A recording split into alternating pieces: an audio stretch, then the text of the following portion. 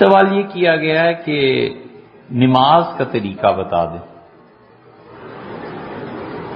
اب بھیا اس وقت تو چلیے شروع کر لیتے ہیں، کوشش کرتے ہیں کہ 10-15 منٹ میں بس یہ آخری چیز پوری ہو جائے.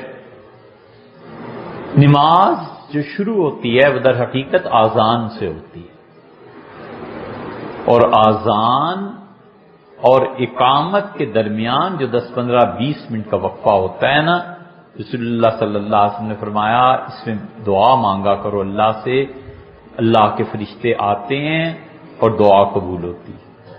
اب شاذ و نادر ہی کوئی رہ گیا ہو کہ جو اذان سننے کے بعد اقامت تک 10-15 منٹ جو ہوتے ہیں اس میں کوئی دعا مانگے. حرمین شریفین میں چلے جائیں، وہ اس حدیث پہ کچھ لوگ عمل کرتے ہیں.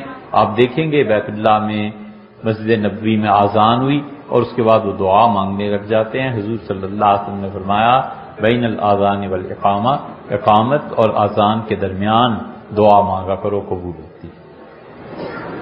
پھر رسول اللہ صلی اللہ علیہ وسلم نے اذان کا جواب سکھایا ہے. 5 چیزیں بتائی اور بہت خوشخبری صحیح احادیث میں آئی ہے. آپ نے فرمایا جب تم مؤذن کی آواز سنو تو وہی کچھ کہو جو اس نے کہا. اس حدیث کی بنیاد پر ہمارے حنفی فقہا میں ایک گروہ اس طرف گیا ہے کہ وہ کہتے ہیں مثلا اس نے کہا اللہ اکبر آپ بھی یہی کہیے. اس نے کہا حی علی الصلاۃ حی علی الصلاۃ آپ بھی یہی کہیے. کچھ اس طرف گئے ہیں کہ رسول اللہ صلی اللہ علیہ وسلم نے مستقل جملے آذان کے جواب میں سکھائے ہیں، لہذا مؤذن کی آذان میں کچھ جملے اس کے جواب میں کہنے چاہیے. مثلا اللہ اکبر یہ تو ایسے ہی. شہادتین بھی ایسے ہیں، اشہد ان لا الہ الا اللہ اس نے 2 مرتبہ کہا، آپ نے بھی 2 مرتبہ کہا. اس کے اشہد ان محمد رسول اللہ اس نے بھی 2 مرتبہ، آپ نے بھی 2 مرتبہ. اب جب وہ آیا حی علی الصلاۃ، اشہد ان محمد رسول اللہ پہ سیدنا معاویہ رضی اللہ عنہ اپنے ممبر پر بیٹھتے تھے، اور مؤذن جب یہ کہتا تھا کہ میں گواہی دیتا ہوں کہ حضور صلی اللہ علیہ وسلم خدا کے رسول ہیں، تو کہتے تھے وَأَنَا، میں بھی گواہی دیتا ہوں. وَأَنَا یہ بھی ایک جواب ہے. بہرحال اس سے معاویہ رضی اللہ عنہ سے منقول. حی علی الصلاۃ اور حی علی الفلاح میں رسول اللہ صلی اللہ علیہ وسلم نے اور چیز کی تلقین کی. آسان ترین روایت یہ ہے کہ یہ 4 جملے حی علی الصلاۃ اور حی علی الفلاح ہیں. ان چاروں میں جب مؤذن ایک ایک کہہ کے چپ ہوتا ہے تو یہ پڑھ لیا جائے لا حول ولا قوت الا باللہ بس. اور روایات بھی آئی ہیں، مگر آسان ترین یہ کہ جب اس نے کہا کہ حی علی الصلاۃ اور پھر کہا حی علی الفلاح تو ان دونوں کے جواب میں لا حول ولا قوت الا باللہ پڑھ لیا جائے. وہ کہتا ہے آؤ نماز کی طرف اور آؤ خیر کی طرف. آدمی کہتا ہے لا حول ولا قوت الا باللہ کہ اللہ کی مدد اور توفیق کے بغیر نہ نیکی کر سکتا ہوں نہ گناہ سے رک سکتا ہوں. اللہ کی عظمت بیان کرتا ہے. اس کے بعد انہوں نے کہا اللہ اکبر یہی کہ لا الہ الا اللہ کے بعد لا الہ الا اللہ کے. ایک چیز حضور صلی اللہ علیہ وسلم یہ کرو. دوسری چیز فرمائی کہ اس کے بعد تم حضرت سعد رضی اللہ عنہ سے کہا تھا کہ سعد اس کے بعد کلمہ شہادت پڑھو. اشہد ان لا الہ الا اللہ وحدہ لا شریک لہ اشہد ان سیدنا محمد اشہد ان محمدا عبدہ ورسولہ. یہ پڑھو اشہد ان لا الہ الا اللہ وحدہ لا شریک لہ واشہد ان محمدا عبدہ ورسولہ. اس عبدہ ورسولہ کے بعد بھی ایک جملہ رسول اللہ صلی اللہ علیہ وسلم نے فرمایا جو عمومی طور پر امت میں لوگوں نے بھول گئے ہیں، پڑھتے ہی نہیں. ورسولوں کے بعد آپ نے فرمایا یہ کہو کہ رضیت باللہ ربا وبالاسلام دینا وبمحمد صلی اللہ علیہ وسلم نبیا. ایک اذان کا جواب، ایک دوسرا کلمہ اور تیسرا جملہ یہ فرمایا ہے. شاید ہی آج تک کوئی ایسا آدمی ہو جو پڑھتا ہو. اس کو یا تو اس کے ساتھ ہی ملا لیا جائے اور یہی حدیث میں آیا ہے، یا پھر اسے بالکل مستقل الگ طور پہ آخر پہ پڑھ لیا جائے. اذان، دوسرا کلمہ اور تیسرا یہ جملہ. دوسرا عبدہ ورسولہ، رضیت باللہ ربا وبالاسلام دینا وبمحمد صلی اللہ علیہ وسلم نبی۔ اس کے بعد سعد رضی اللہ عنہ کی روایت میں اور دیگر روایات میں آتا ہے آپ نے فرمایا پھر مجھ پہ درود بھیجو۔ یہ جو درود شریف ہم عام طور پہ کہتے اور پڑھتے رہتے ہیں نا، سب سے اچھا ہے آدمی یہ پڑھے، یا وہ درود شریف پڑھے جو نماز میں آتا ہے۔ حضور صلی اللہ علیہ وسلم نے یہ جو ہمارے ہاں درود شریف کا رواج ہے وہ جو ہے نا، اللہم صلی علی سیدنا محمد النبی الامی وازواجہ امہات المومنین وذریتہ واہل بیتہ کما صلیت علی آل سیدنا ابراہیم انک حمید مجید۔ آپ نے فرمایا تم میں سے جو شخص یہ چاہے کہ قیامت میں دیگوں کی طرح بھر بھر کے اس کو ثواب کے پیمانے ملیں، اسے چاہیے کہ مجھ پہ یہ درود پڑھے۔ اسی لیے محدثین نے بحث کی ہے کہ یہ درود سب سے افضل ہے یا نماز والا۔ کچھ ادھر گئے ہیں کچھ ادھر گئے ہیں، دونوں میں سے کوئی بھی پڑھ لے، دیگوں جتنا ثواب۔ ارے وہ کل بات ہو رہی تھی نا، گھڑا اور چھوٹے کو کیا کہتے ہیں؟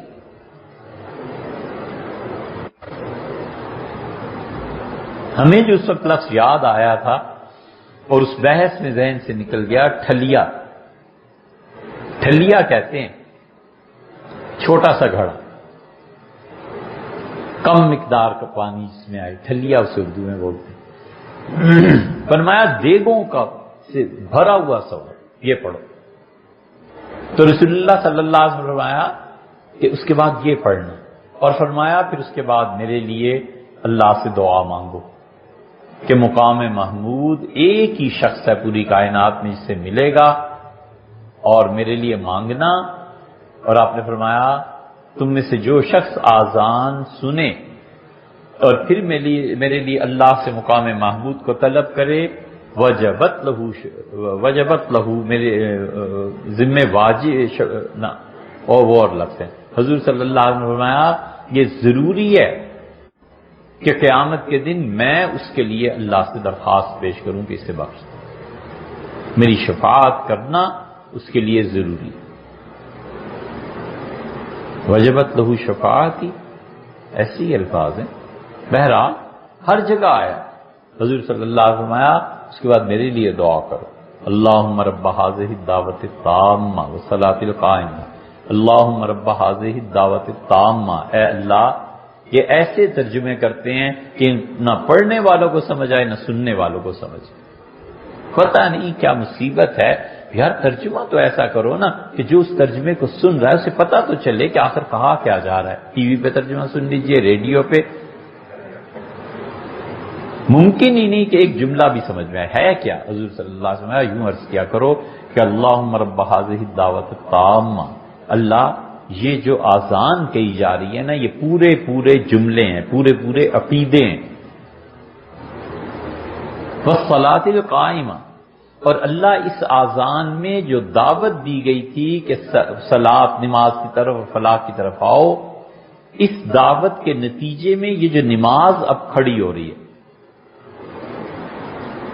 اے اللہ ان کے صدقے، ان کے وسیلے سے آت سیدنا محمد الوسیلۃ والفضیلہ، اللہ حضور صلی اللہ علیہ وسلم کو قیامت میں مقام محمود اور وسیلہ جو ایک مقام ہے یہ عنایت کر۔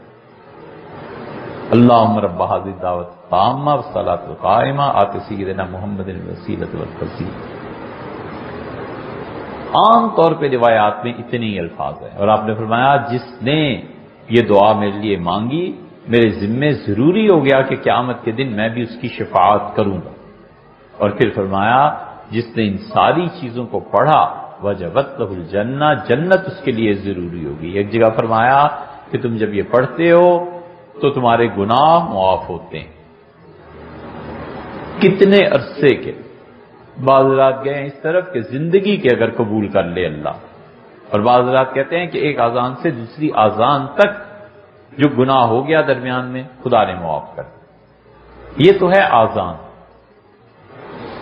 اور اس کے نتیجے میں جماعت یا نماز ہم لوگ پڑھتے ہیں اس کی نیت ہے، اور نیت کے کوئی مخصوص الفاظ نہیں، بس دل میں یہ ارادہ کر لے کہ ظہر کے فرض پڑھتا ہوں، بس کافی، عصر کے فرض پڑھتا ہوں، بڑھانا چاہے تو اس امام کی نیت امام کے پیچھے، اور امام نیت کرے کہ لوگ وہ نماز پڑھاتا ہوں، اگر اس نے نیت نہیں کی تو امامت کا ثواب اسے نہیں ملے گا۔ اور یہ نیت کرنے کے بعد ہاتھ اٹھائے اور جلدی سے ہاتھ اٹھا کر انہیں باندھ لے۔ کہ کانوں پہ ہاتھ رکھ کے نیت کرتے رہنا یہ ائمہ اربعہ کے نزدیک بدعت، یہ بالکل ٹھیک طریقہ نہیں۔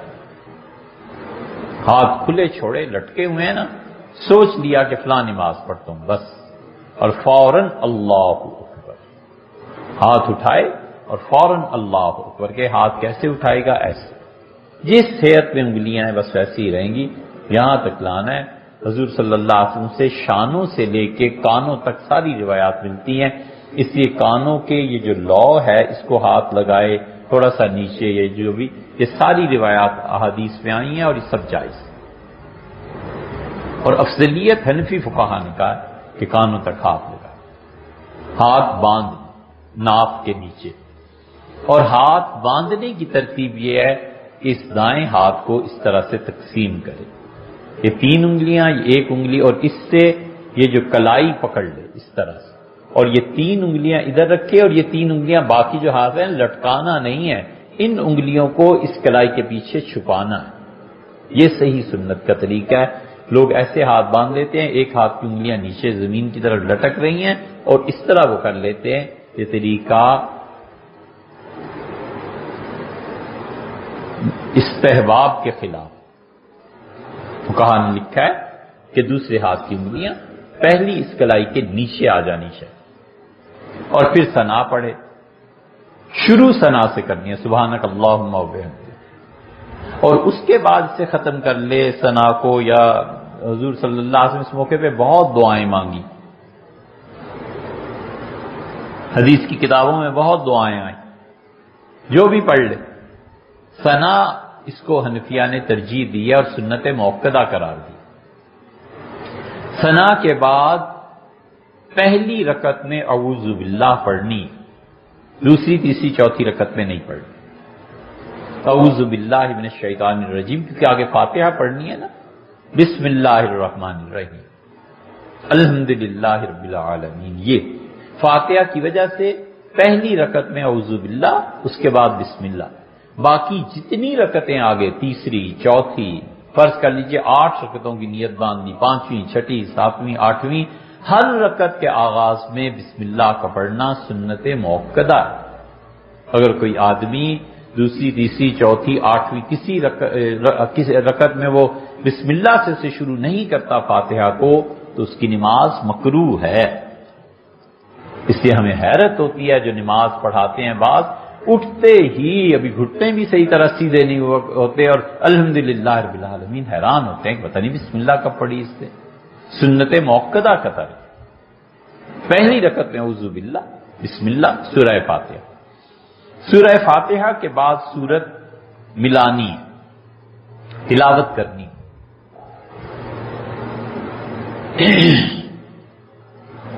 بسم اللہ پڑھ لے بہت اچھا ہے، نہ پڑھے تو بھی کچھ نہیں۔ نماز میں کراہت نہیں آتی، پڑھ لے اچھا ہے، نہ پڑھے تو بھی ٹھیک۔ سورت پڑھنے کے بعد اصلاً یہ ہے کہ ذرا سا رکنا چاہیے، پوری ہو گئی نا پہلی رکعت۔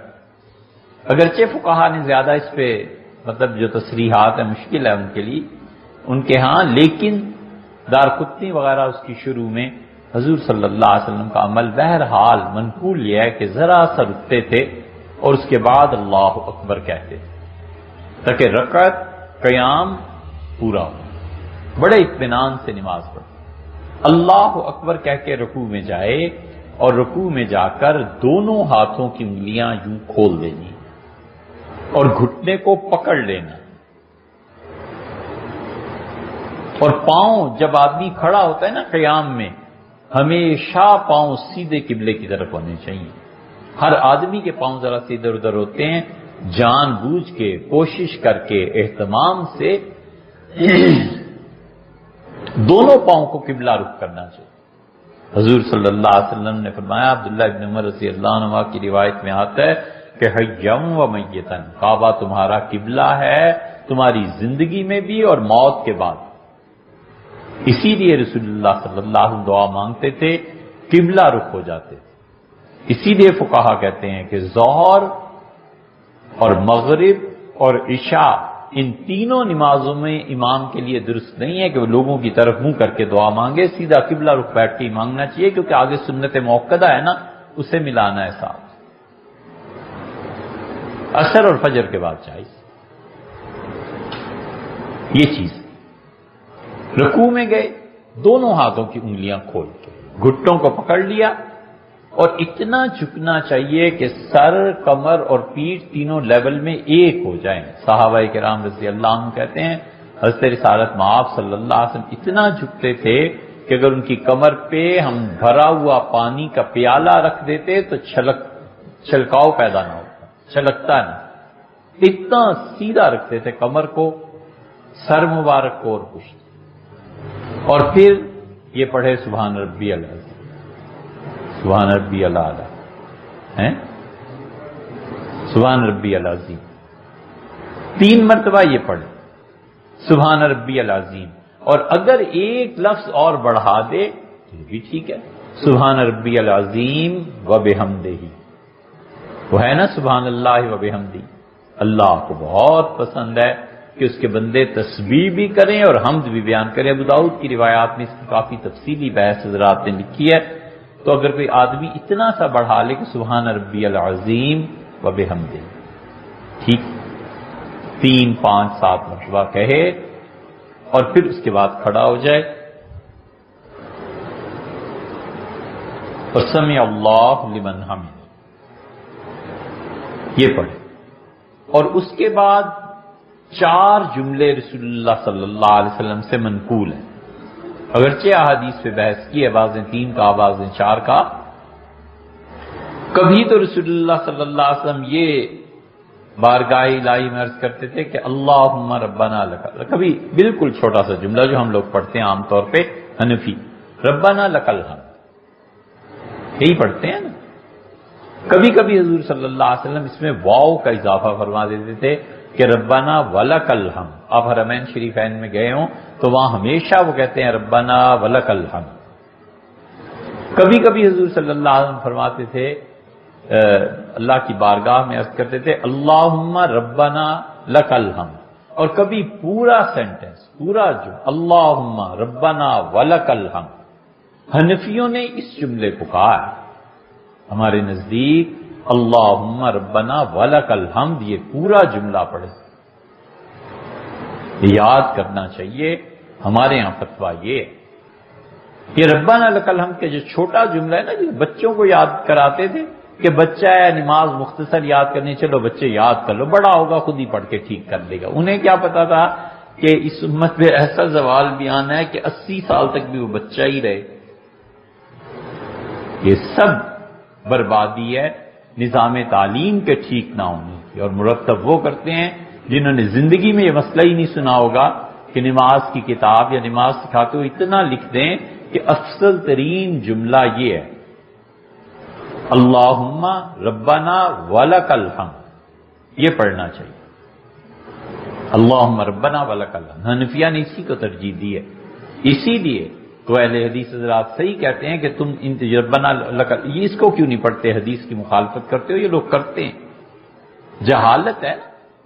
حضرت صاحب الرسالہ صلی اللہ علیہ وسلم نے یہی پڑھا اللہم ربنا ولک الحمد، اور اس کے بعد اللہ اکبر کہہ کے سجدے میں جائے، اور سجدے میں پورا پاؤں کی انگلیوں کو دباؤ ڈال کے موڑ کے قبلے کی طرف کرنا ہے، دونوں ہاتھوں کی انگلیاں بند کرنی، رکوع میں پوری کھول دینی ہے، سجدے میں بالکل بند کر دینی۔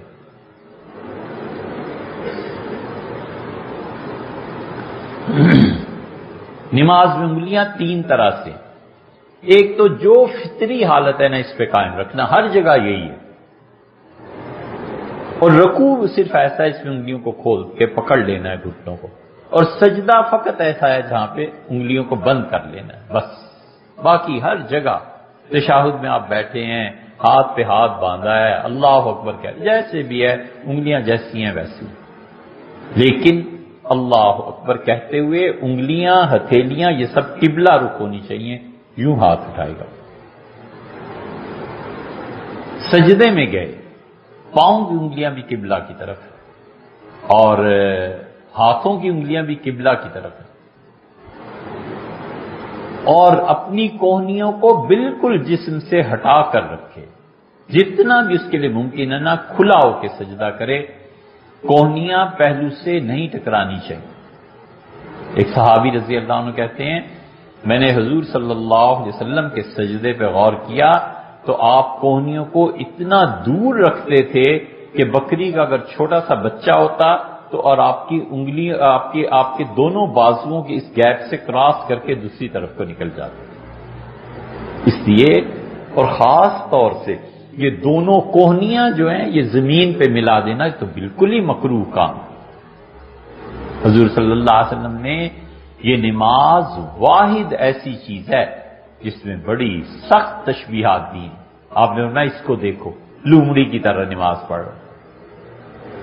ایک آدمی نے جلدی جلدی سجدے کیے، حضور صلی اللہ علیہ وسلم ناراض ہونا، نقر کا نقر دیک، یہ منافق مرغوں کی طرح چونچے مار رہا ہے،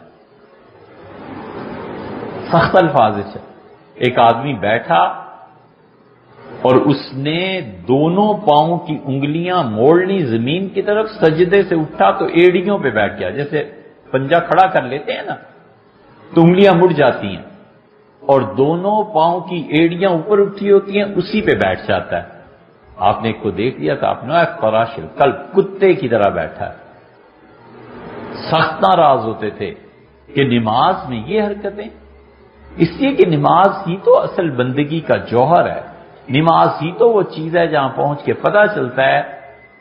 حضور صلی اللہ علیہ وسلم نے کمال کی بات ارشاد فرمائی، انہوں نے فرمایا صلۃ بینہ و بین ربہ، اللہ کے درمیان اور بندے کے درمیان ملا دینے کی چیز ہے، اپنے محبوب کے ساتھ وصال ہے تمہارا نماز پڑھنا۔ نماز پڑھنا کوئی چھوٹی سی چیز نہیں ہے، وہ تو اتنی شدید محبت ہے کہ وہ مل گیا جا کے اللہ سے۔ محبوب کا وصال کسے نہیں چاہیے ہوتا، اسی میں ہوتا ہے نا کہ کسی طرح اس تک رسائی ہو جائے۔ حضور صلی اللہ علیہ وسلم تم اللہ تک پہنچتے ہو اس کے ذریعے سے، صلہ ملا دینے والی چیز۔ اسی لیے فرمایا کہ تم میں سے جب کوئی گھر سے نکلے نماز کے لیے تو وہ کوئی غفلت کی بات نہ کرے، یاد رکھو جب وہ گھر سے وضو کر کے نکلتا ہے تو اب بھی وہ اپنے پروردگار کے ہاں نماز ہی میں۔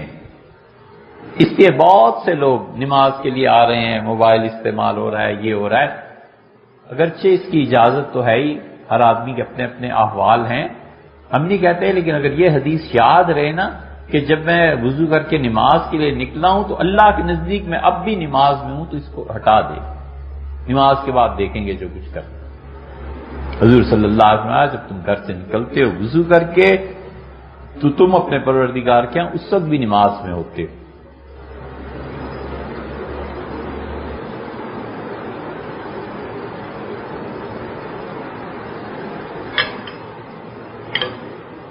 اور سجدے میں تسبیحات سبحان ربی الاعلی و بحمدہ یہ پڑھے تو بہت اچھا ہے، سبحان ربی الاعلی پڑھ لے تو بھی ٹھیک ہے، وہی تو آیا ہے حدیث میں۔ و بحمدہ کا یہ جو اضافہ ہے نا،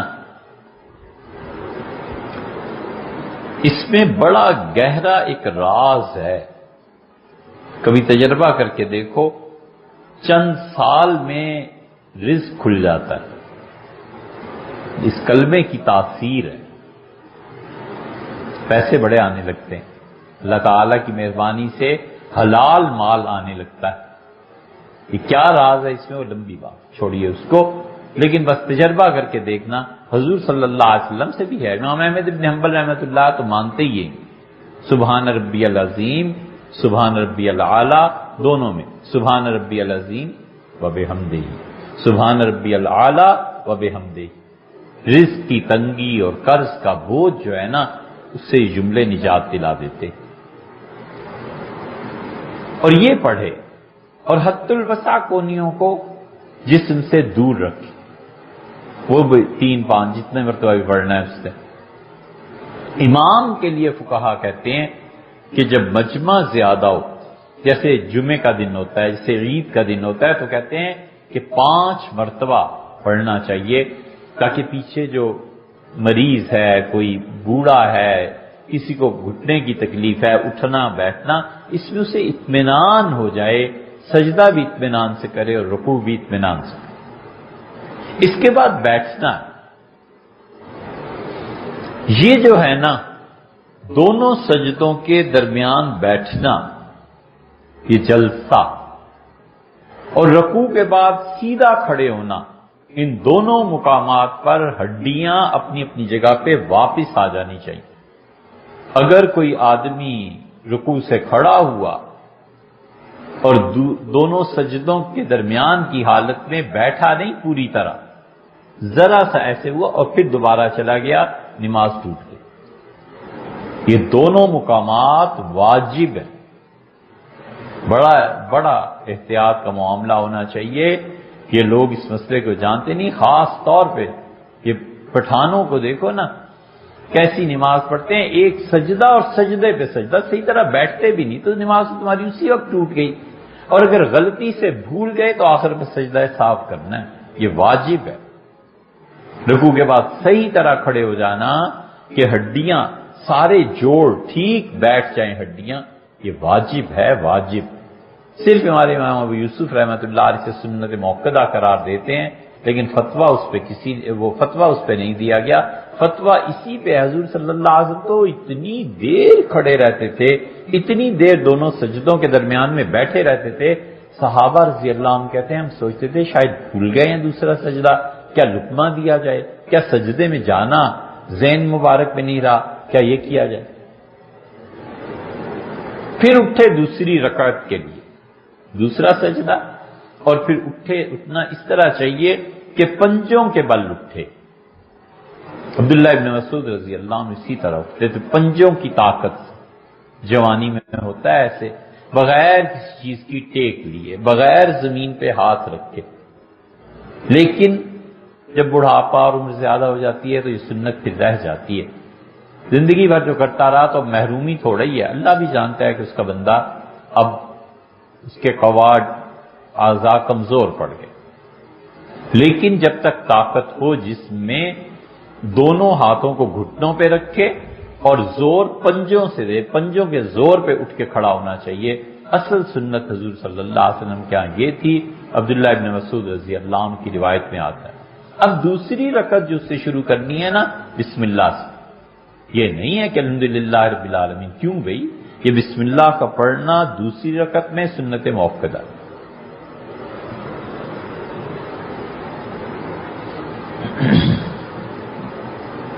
پھر دوسری رکعت کو ایسے ہی کرنا ہے جیسے پہلی رکعت کو پڑھا، اس دوسری رکعت کو بھی ویسے ہی پڑھنا ہے، اور دوسری رکعت کے بعد پھر بیٹھنا ہے تشہد کے لیے۔ اور حضور اقدس صلی اللہ علیہ وسلم بیٹھتے تھے، اور عبداللہ ابن مسعود رضی اللہ عنہ کی روایت میں آتا ہے کہ نبی کریم صلی اللہ علیہ وسلم اتنی جلدی اٹھ کھڑے ہوتے تھے کہ گویا آپ تپتی ریت پر بیٹھ گئے ہیں، تپتی زمین پر بیٹھ گئے۔ یہ ایک ہی موقع ایسا تھا نماز میں جب رسول اللہ صلی اللہ علیہ وسلم جلدی سے اٹھ جاتے تھے۔ اس لیے کوشش یہ کرنی چاہیے کہ اس حدیث پر عمل کیا جائے، مگر اس کا یہ مطلب بھی نہیں ہے کہ آدمی کی تشہد ہی چھوڑ دے اور نماز ہی ختم ہو جائے۔ تو رسول اللہ صلی اللہ علیہ وسلم ایک اس میں اور ایک فجر کی سنتیں جب ادا کرتے تھے نا، تو فجر کی سنتوں میں بھی رسول اللہ صلی اللہ علیہ وسلم جلدی پڑھتے تھے۔ حضرت عائشہ رضی اللہ عنہا فرماتی ہیں میں نے ایک دن پوچھا، میں نے کہا اللہ کے رسول یہ سنتوں میں فاتحہ بھی پڑھنی ہے کہ نہیں پڑھنی، آپ تو اتنی جلدی پڑھتے ہیں؟ تو حضور صلی اللہ علیہ وسلم فرمایا میں پڑھتا ہوں۔ حضرت بلال رضی اللہ عنہ آگے،